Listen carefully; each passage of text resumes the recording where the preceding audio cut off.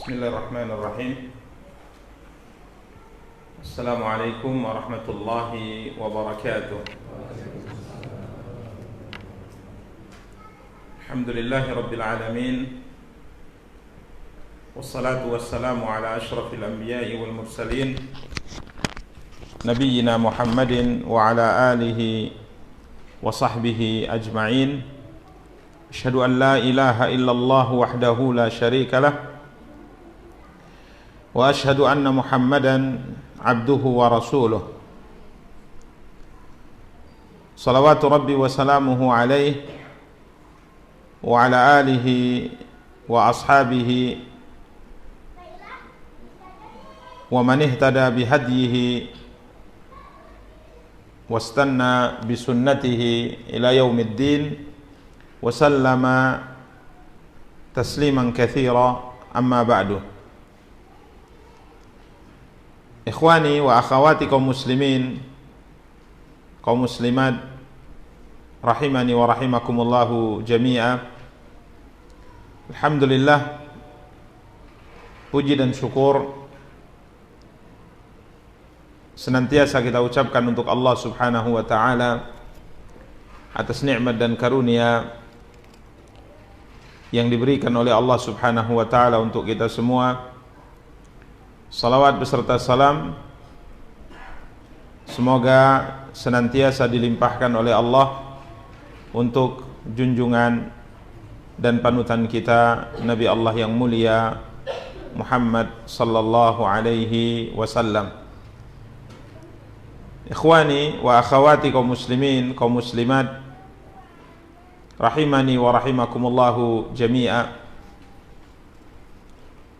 Biidznillah, pada kesempatan yang berbahagia kali ini kita akan kembali melanjutkan kajian dan pembahasan kita, mencoba untuk membaca dan menjelaskan kitab Riyadhus Shalihin karya Al-Imam Abu Zakaria Yahya bin Sharaf An-Nawawi rahimahullahu ta'ala. Para ikhwah dan akhwat yang dimuliakan dan dirahmati oleh Allah subhanahu wa ta'ala, kita masih mengkaji dan menjelaskan bab ke-25 dari karya beliau ini, bab perintah menunaikan amanah. Hadis terakhir yang kita bacakan pada pertemuan yang lalu, hadis nomor 205. Hadis tentang fitnah yang akan terjadi di akhir zaman, di mana Allah subhanahu wa ta'ala akan mengangkat amanah dari manusia, sehingga pada akhirnya nanti, kata Rasulullah sallallahu alaihi wasallam, tatkala orang-orang menganggap si fulan adalah orang yang memiliki sifat amanat yang sangat besar, ya, akan tetapi Nabi sallallahu alaihi wasallam katakan tidak ada sedikit pun iman, tidak ada sedikit pun amanah di dadanya, walaupun hanya sebesar habbatin min khardal, sekalipun hanya sebesar biji sawi. Ini kondisi fitnah yang akan terjadi di akhir zaman, yang disabdakan oleh Nabi sallallahu alaihi wasallam, yang mana Hudzaifah bin Yaman mengatakan bahwa di saat beliau masih hidup, ya, sekalipun terjadi perubahan dan perubahan, akan tetapi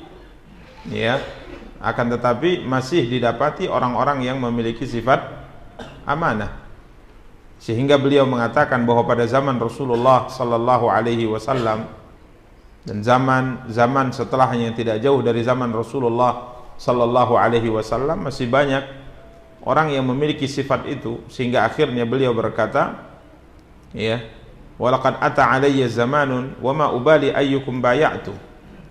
Ya, telah berlalu satu masa di mana di masa itu, kata Hudzaifah bin Yaman radhiyallahu taala anhu, aku tidak peduli siapapun yang aku melakukan transaksi dengannya, transaksi jual beli dengannya, apakah dia muslim atau bukan orang muslim. Jika seandainya dia muslim, maka agamanya akan menghalanginya untuk berkhianat. Agamanya akan menghalangi dia untuk berkhianat. sehingga dia jujur dalam melakukan transaksi jual beli. Adapun jika seandainya dia tidak muslim, beragama Nasrani atau Yahudi, la yaruddannahu alayya sa'ihi, maka pemerintah yang bertanggung jawab akan mengontrol mereka. Dan jika seandainya terbukti mereka berkhianat dalam transaksi jual beli, maka pemerintah akan memaksa mereka untuk mengembalikan hak-hak orang yang telah mereka ambil. Artinya hukum berjalan sesuai dengan apa yang diinginkan.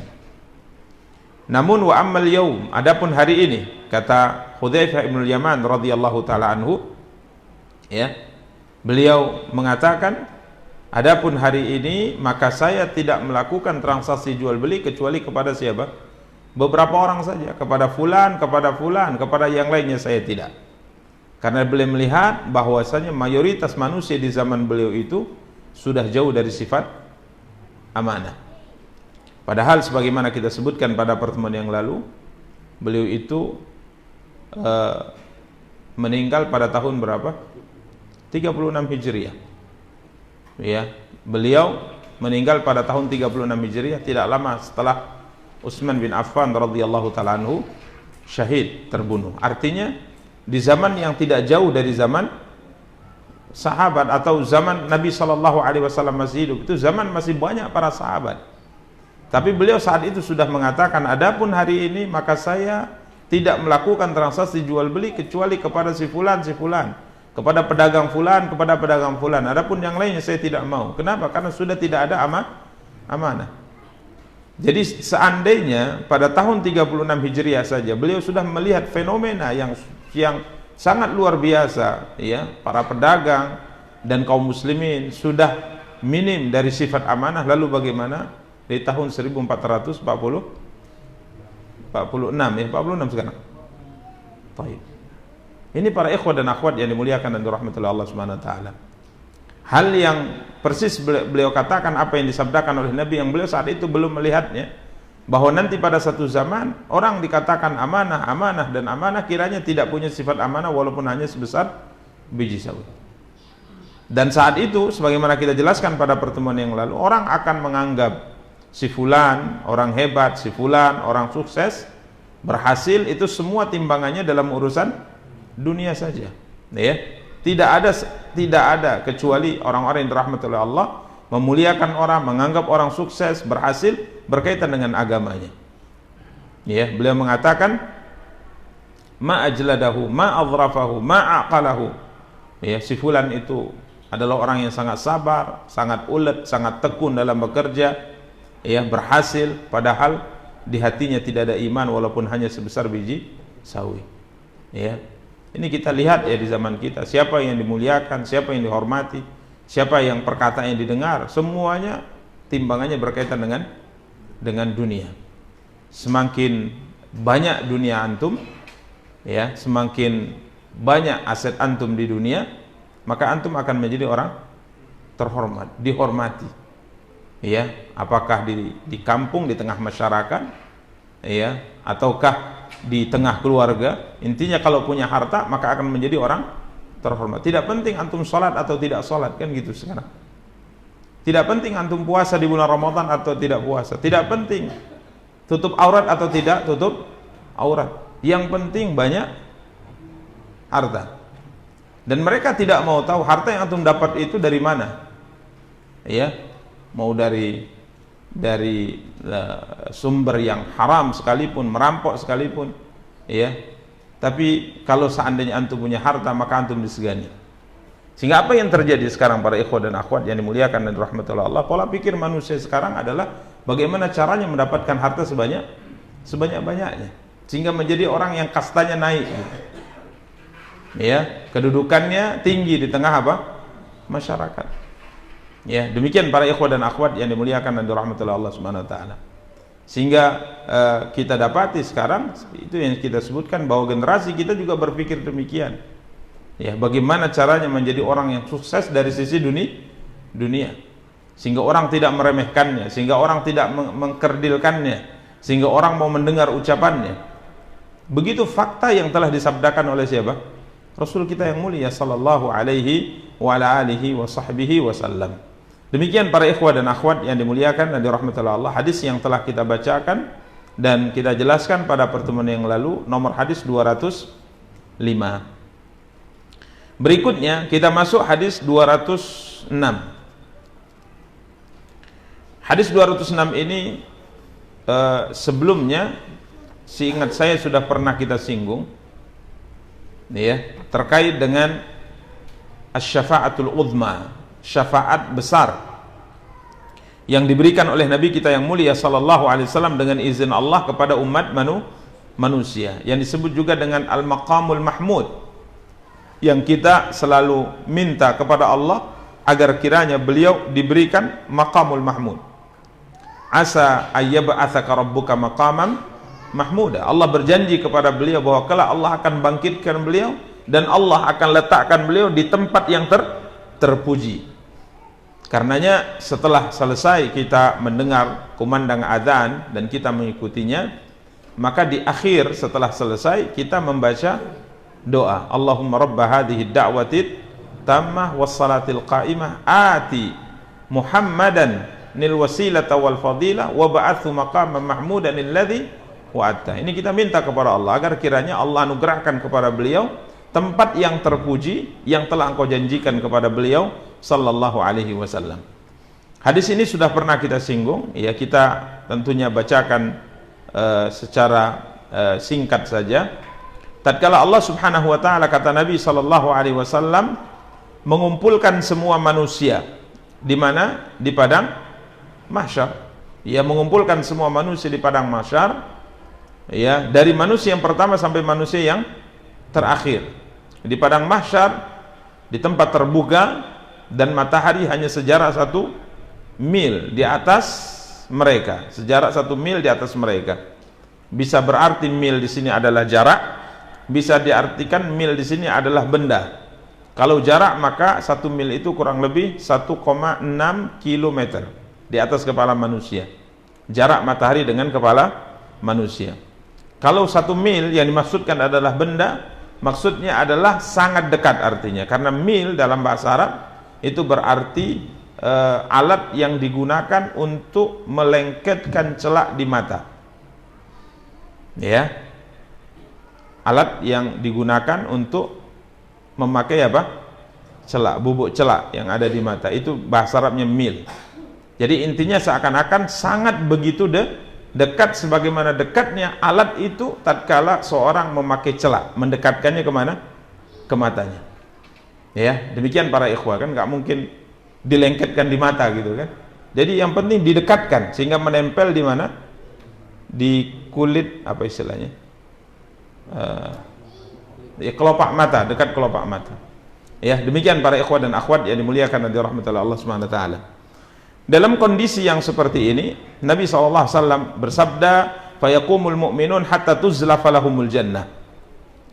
Maka orang-orang mukminin berdiri hingga surga didekatkan kepada mereka. Ya, surga didekatkan kepada mereka. Dan dalam kondisi berat seperti ini Allah biarkan mereka dalam waktu yang cukup panjang di padang mahsyar sehingga manusia tidak sanggup lagi.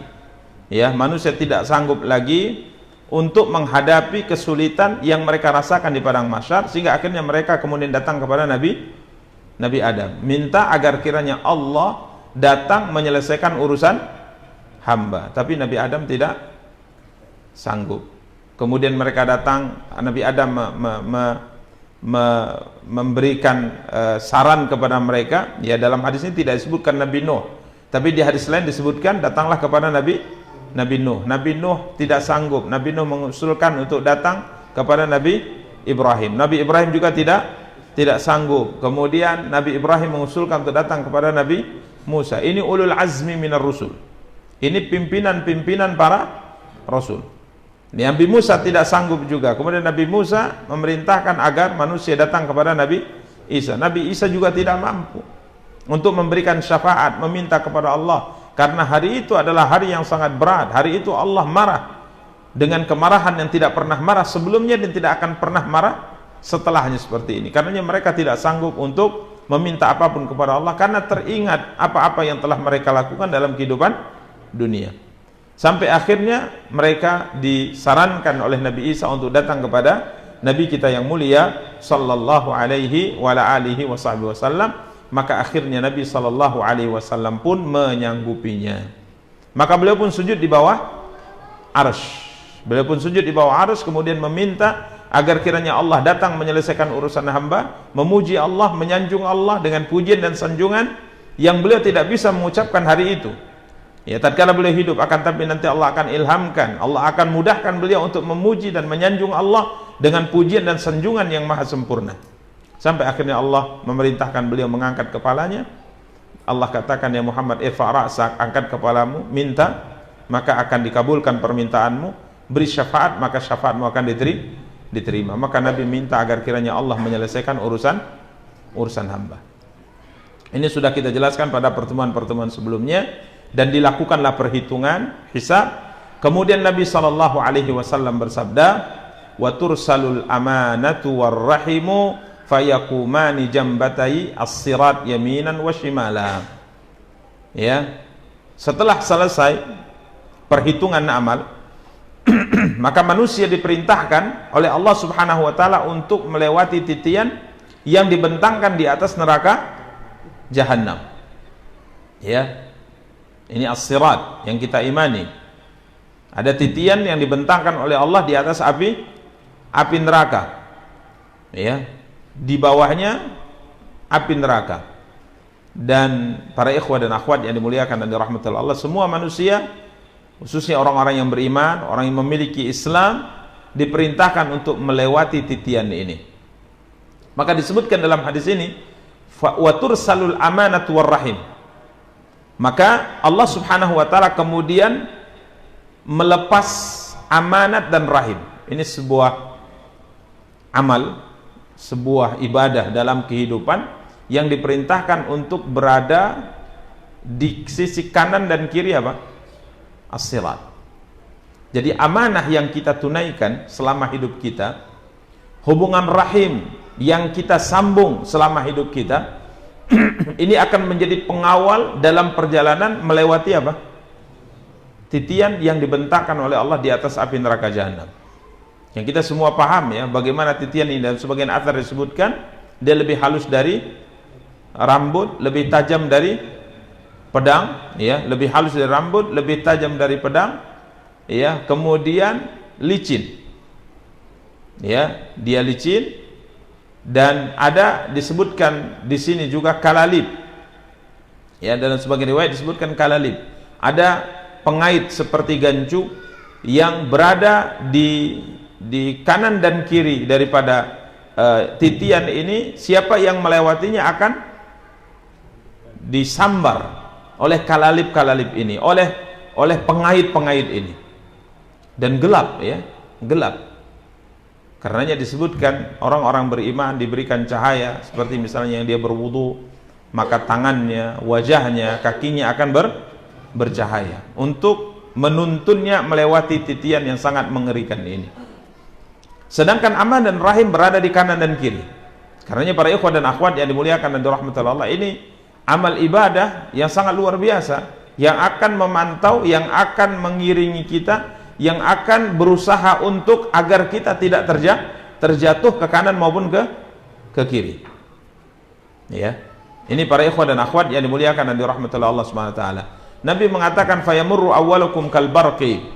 Ya, rombongan yang pertama dari kalian melewati titian ini secepat apa? Secepat kilat. Ada qultu bi abi wa ummi ayu syai'in kamaril barqi. Abu Hurairah mengatakan, demi ayah dan ibuku, ya Rasulullah, apa yang dimaksud dengan melewatinya bagaikan kilat? Maka Nabi mengatakan, coba kalian perhatikan kalau kilat, ya, bagaimana datangnya dan perginya. Dia secepat apa? Pandangan mata, sekejap saja. Jadi lewat, mulai start dari ujung, sekejap mata sudah sampai di mana? Di ujung. Kemudian ada di antara kalian yang melewatinya seperti hembusan angin. Ada yang seperti burung yang terbang, ada seperti berlari dan seterusnya. Nabi mengatakan wa asyaddur rijali tajri bihim a'maluhum.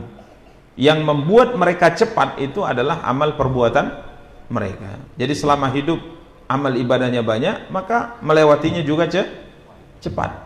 Dan ingat, rahim dan amanah itu menjaga di kanan dan kiri. Ini menunjukkan begitu sangat luar biasanya menunaikan amanah, dan begitu sangat luar biasanya menyambung hubungan baik dengan kerabat tatkala mereka memutuskannya. Ya, kalau kerabat tidak memutuskannya, ini tidak silaturahim namanya. Yang namanya silaturahim ini apa? Yang apabila kerabat memutuskannya. Kalau kerabat itu sering menemui kita, kita sering mengunjungi mereka juga, ini namanya membalas kebaikan dengan kebaikan. Ya. Tapi yang namanya silaturahim adalah Rasulullah SAW katakan, apabila engkau menyambung hubungan baik dengan mereka sedangkan mereka memutusnya. Kita selalu berbuat baik, dia tidak pernah berbuat baik. Kita selalu mengunjungi, dia tidak pernah mengunjungi. Bahkan kadangkala kita berbuat baik malah dibalas keburukan. Ini namanya silaturahim. Ini yang akan mengawal kita supaya kita selamat meniti titian ini sampai selamat di penghujung. Karena siapapun yang sudah selamat di penghujung berarti dia selamat dari api neraka dan dia pasti masuk ke dalam surga. Tinggal penentuannya tingkatnya di atas, di tengah atau di bawah. Tapi tidak masalah, yang penting masuk surga gitu. Tidak ada masalah mau tingkat paling rendah pun tidak masalah, yang penting masuk surga. Ya moga-moga ada yang mengangkat kita. Contoh misalnya kita di tingkat bawah, kiranya anak kita punya kedudukan di atas, naik kita. Naik. Allah akan kumpulkan kita dengan keluarga kita semua, tidak ada yang dipisahkan. Bagaimana caranya? Yang paling bawah akan diangkat ke bahagian keluarga yang paling atas. Ini para ikhwah dan akhwat yang dimuliakan dan dirahmati oleh Allah Subhanahu wa taala. Kemudian Nabi sallallahu alaihi wasallam katakan, ya, wa asyaddur rijali tajri bihim a'maluhum. Ya. Jadi amal yang akan mendorong mereka. Karenanya tatkala ia tidak punya amal yang sempurna atau amalnya kurang, maka amal itu hanya mendorong sebatas dia merangkak, karena sedikit amalnya, ya. Jadi merangkak.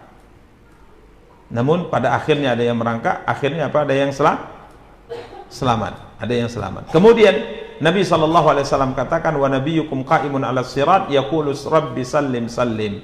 Sedangkan Nabi kalian Muhammad SAW berdiri di ujung jembatan sambil berdoa, wahai Tuhanku, selamatkanlah umatku, selamatkanlah umatku. Ini subhanallah, kasih sayang yang sangat luar biasa dari Nabi SAW. Beliau sudah lewat di ujung, tapi beliau menunggu apa? Umatnya sambil berdoa, memohon kepada Allah, ya Allah selamatkanlah, ya Allah selamatkan. Hatta ta'jaz a'malul ibad, sampai akhirnya para ikhwah dan akhwat yang dimuliakan dan dirahmati oleh Allah, amal hamba tidak mampu mendorong lagi karena amalnya sedikit. Hatta yaji ar-rajulu la yastati'u sayra illa zahfa wa fi hafati sirat kalalib mu'allaqatun ma'muratun bi akhri man umirat bihi. Sampai tatkala ada seorang hamba yang tidak mampu lagi bergerak karena amalnya tidak bisa mendorongnya. Ya, sehingga disebutkan oleh beliau, la yastati'u sayr illa zahfa. Ia tidak bisa bergerak kecuali dengan merangkak.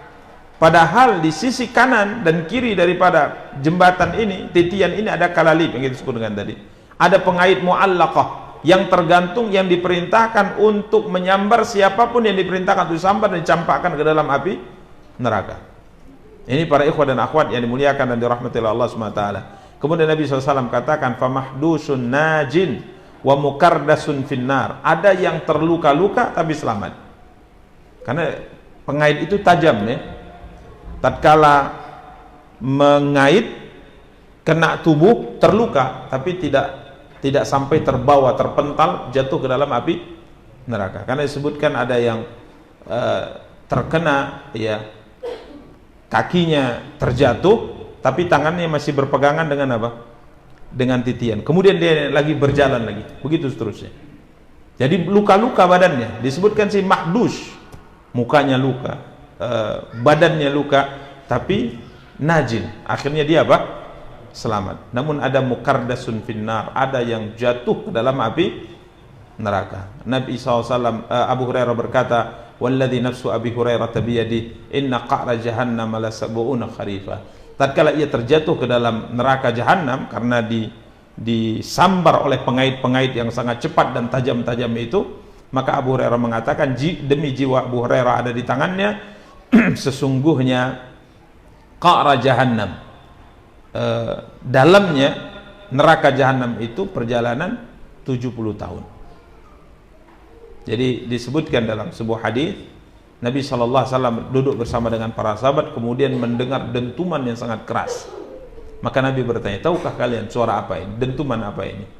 Maka para sahabat mengatakan, tidak tahu ya Rasulullah. Maka Nabi SAW katakan, ini adalah batu besar yang dijatuhkan dari bibir api neraka jahanam, kemudian setelah 70 tahun baru sampai ke dasarnya. Ya, jadi kalau tercampak ke dalam api neraka, bayangkan jatuh ke dalam api neraka dalam bentuk lubang, tentunya api neraka itu semakin ke bawah semakin sempit, ya. Jaraknya berapa? 70 tahun perjalanan. Demikian para ikhwah dan akhwat yang dimuliakan dan dirahmati oleh Allah Subhanahu wa taala. Taib. Ini hadis yang kedua yang disebutkan oleh beliau, yang ketiga yang disebutkan oleh beliau terkait dengan amanah. Jadi amanah ini akan menjadi pengawal kita agar kita tidak terjatuh. Dia menjaga kita. Ya, dia menjaga kita. Ini menunjukkan bahwa kita diperintahkan dalam agama untuk menunaikan apa? Amanah. Berikutnya hadis terakhir dalam bab ini, hadis yang agak panjang ini ya. Kisah perjalanan seorang sahabat yang mulia, Az-Zubair Ibnul Awwam, diceritakan langsung oleh anaknya Abu Khubaib Abdullah bin Az-Zubair radhiyallahu taala anhuma. Jadi ini dua sahabat yang luar biasa ya, anak dan ayahnya. Abdullah bin Az-Zubair dengan Az-Zubair bin Awwam. Keluarga besar mereka adalah keluarga besar yang melahirkan banyak orang-orang besar dari sahabat Nabi sallallahu alaihi wasallam. Kalau Az-Zubair bin Awwam ya, bin Khuwailid. Jadi keluarga Zubair bin Awwam ini dari Bani Asad, orang Quraisy, yang keluarga besarnya adalah kabilahnya Khadijah bintu Khuwailid. Ya, Khadijah bintu Khuwailid. Di sana ada Hakim bin Hizam, tokoh-tokoh besar dari Bani Asad, termasuk Abdullah bin Zubair, termasuk Abdullah bin Jahash, termasuk Zainab bintu Jahsh. Sedangkan istri dari Az-Zubair bin Awwam radhiyallahu ta'ala anhu yang kemudian lahir dari pernikahan mereka, Abdullah bin Az-Zubair, adalah istrinya adalah Asma binti Abi Bakar. Ya, ini anaknya siapa? Abu Bakar dan kakaknya Aisyah radhiyallahu ta'ala anha. Kakaknya Aisyah. Maka Abdullah bin Az-Zubair ini adalah keponakannya siapa? Aisyah. Ya, jadi beliau ini Abdullah bin Az-Zubair, Zubair bin Awwam, dari kabilah keluarga besar yang banyak lahir dari kabilah mereka, orang-orang besar dalam sejarah Islam. Abdullah bin Az-Zubair bercerita, ya, Abdullah bin Az-Zubair bercerita, lamma waqafa Az-Zubair yaumal jamal. Tatkala Zubair bin Awwam radhiyallahu taala anhu berdiri pada saat perang Jamal. Ya, berdiri pada saat perang apa?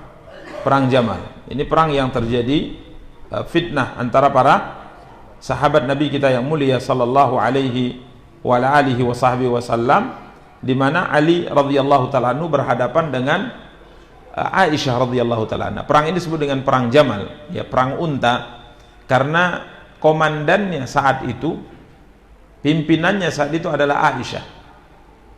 Pimpinan perangnya ada siapa? Aisyah, dan beliau dibelikan unta sangat besar, ya, unta sangat besar, sehingga akhirnya perang ini karena komandannya Aisyah, kemudian dia memimpin pasukan ini menaiki unta, maka perang ini disebut dengan perang apa? Perang Jamal. Para ikhwah dan akhwat yang dimuliakan dan dirahmati Allah, sebenarnya perang Jamal ini bukanlah perang yang diinginkan oleh para sahabat. Karena tatkala Utsman bin Affan radhiyallahu taala anhu syahid di mana? Di Madinah, saat itu musim haji. Memang ada para sahabat di Madinah, beberapa orang, di antaranya Ali bin Abi Thalib dan juga anak-anak para sahabat, tapi mayoritas para sahabat dan kaum muslimin mereka sedang melaksanakan ibadah haji di mana? Di Mekkah Al-Mukarramah. Kemudian sampai kepada mereka informasi bahwa Utsman dibunuh, Ali bin Abi Thalib menjabat sebagai seorang khalifah, dan para pembunuh Ali bin Abi Thalib bergabung di bawah pemerintahan siapa? Ali bin Abi Thalib radhiyallahu ta'ala. Sehingga terjadi fitnah. Ada sebagian sahabat yang mendukung tuntutan Muawiyah radhiyallahu ta'ala agar pembunuh Utsman ini dia apa? Diqisas. Tapi ada yang mendukung dengan kebijakan khalifah baru bahwa qisas itu tidak bisa ditegakkan kalau politik negara Islam belum stabil. Kita masih berpecah belah, kita masih berselisih, karena yang akan diqisas jumlahnya ribuan, bukan 1-2 orang, ribuan yang akan diqisas. Ini qisas ribuan orang itu bukan qisas sembarangan qisas, tapi ini perang. Ya, kalau kita tidak bersatu, bagaimana kita bisa mengqisas mereka? Mereka punya kekuatan, mereka punya senjata, mereka punya kabilah yang mungkin akan membela mereka kalau mereka dibunuh. Sehingga terjadi perselisihan di mana-mana. Maka Aisyah radhiyallahu taala anha bersama dengan sahabat-sahabat yang haji di kota Makkah Al-Mukarramah, termasuk Zubair bin Awwam dan Talhah bin Ubaidillah, mengajak Aisyah untuk berangkat ke Syam atau untuk berangkat ke Irak, ya, menyatukan kaum muslimin yang sudah berselisih. Maka Aisyah kala itu mau, ya, diajak, dipengaruhi, beliau pun akhirnya sepakat. Maka berangkatlah beliau dengan ribuan kaum muslimin yang bersatu untuk menuntut kepada Ali bin Abi Thalib menyatukan persepsi agar pembunuh Utsman itu dia apa? Diqisas. Maka berangkatlah ribuan kaum muslimin. Ya, berangkatlah ribuan kaum muslimin. Dipimpin oleh siapa? Aisyah radhiyallahu taala anha. Sedangkan Ali bin Abi Thalib kala itu juga mempersiapkan pasukan dan mengantisipasi kalau seandainya terjadi apa? Peperangan. Ya, mengantisipasi kalau terjadi peperangan. Sampai para ikhwah dan akhwat dalam perjalanan membawa pasukan yang begitu banyak, ya, di satu tempat yang namanya Hawab. Kiranya anjing di situ menggonggong semuanya. Maka Aisyah bertanya, tempat ini apa namanya? Orang-orang mengatakan Hawab ya ummul mukminin. Maka beliau menangis. Beliau menangis. Saya ingin pulang, katanya. Kenapa ya ummul mukminin? Bukankah keberangkatan kita dari Mekah tujuannya untuk menyatukan kaum muslimin supaya tidak terjadi fitnah, tidak terjadi perselisihan di kalangan kaum muslimin? Tujuannya baik. Tujuannya baik. Tidak, saya mau balik, katanya. Kenapa? Karena saya mendengar Rasulullah SAW bersabda di hadapan kami para istri-istrinya, siapa suatu hari nanti dari kalian ini yang akan digonggongi oleh anjing di tempat yang namanya apa? Hawab. Nabi ingatkan itu, jangan sampai diingatkan oleh Nabi SAW. Dan kala itu beliau teringat dengan sabda itu dan beliau ingin apa? Pulang. Akan tapi sebagian para sahabat kala itu mengatakan, itu kalau seandainya tujuannya tidak benar. Itu kalau seandainya tujuannya tidak apa? Benar. Itu tujuannya benar. Nggak ada salahnya ini. Baik, akhirnya Aisyah mengikuti saran para sahabat yang bersama dengan beliau. Karenanya suatu hari beliau bertemu dengan Abdullah bin Umar. Apa kata Aisyah? Ya Aba Abdurrahman, kenapa engkau tidak larang saya dulu? Maka Abdullah bin Umar mengatakan, ya ummul mukminin, sebenarnya saya ingin melarangmu, tapi orang-orang yang ada di sekitarmu itu pengaruhnya lebih besar. Tidak, kata Aisyah. Kalau seandainya kamu melarangku saat itu, pasti saya tidak akan berangkat. Pasti saya tidak akan berangkat. Karena beliau kalau setelah selesai perang Jamal itu merasa sangat apa? Bersalah sekali. Ya, karena apa yang dinubuatkan Nabi kepada para istri-istri Nabi kiranya terjadi pada siapa? Pada Aisyah radhiyallahu taala. Ala kulli hal, ini adalah ijtihad yang terjadi pada mereka, dan tidak ada seorang pun di antara kita yang boleh tatkala membaca ini, mendengar pembahasan ini kemudian muncul di hatinya kebencian kepada siapa? Aisyah. Kebencian pada para sahabat. Kenapa? Mereka semua dijamin ada di dalam surga, sedangkan kita tidak dijamin. Tapi kita lihat ya, dari perselisihan itu kemudian pertempuran itu, kita bisa simpulkan hati mereka itu sangat bersih. Sehingga guru saya dulu pernah berkata, beliau ceritakan tentang fitnah para sahabat itu dengan api ya, dengan bagus sekali dari awal sampai akhir, dan berulang-ulang beliau ceritakan sehingga kita bisa paham bagaimana akidah Ahlussunnah itu antara Khawarij dan Syiah. Ya, kemudian dia mengatakan sesungguhnya kalau tidak terjadi fitnah, perang Jamal, perang Siffin, perselisihan para sahabat, kita tidak bisa mengetahui sejauh mana kualitas iman dan kebersihan hati para sahabat. Dengan perselisihan itu kita bisa menarik kesimpulan wajar kalau mereka dijamin masuk surga. Kalau kita berselisih ya sudah, sampai mati kita akan membenci orang kita walaupun dia beriman. Tapi beda para sahabat. Insyaallah kita lanjutkan pembahasan pada pertemuan yang akan datang. Kita cukupkan. Subhanakallahumma bihamdik, asyhadu an la ilaha illa anta, astaghfiruka wa atubu ilaik. Wassalamualaikum warahmatullahi wabarakatuh.